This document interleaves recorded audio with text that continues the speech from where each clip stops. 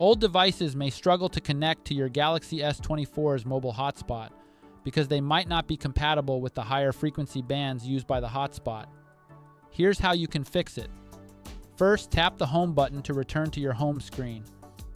From the home screen, swipe down from the top and tap on the settings icon.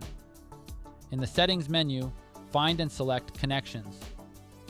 Next, scroll down and tap on Mobile Hotspot and Tethering. Now, tap on Mobile Hotspot and then tap on the network name to open the configuration page.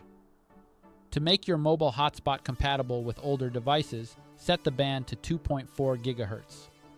This adjustment allows devices like an iPhone 4, iPhone 3, or even older Samsung Galaxy models to connect to your hotspot, as they might not support the higher bands. Don't forget to tap Save to apply your changes.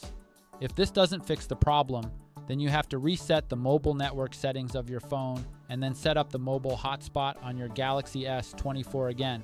And that's it! You can now tap the home button to go back to your home screen. Thanks for watching. Please subscribe to our channel for more useful tips and tricks.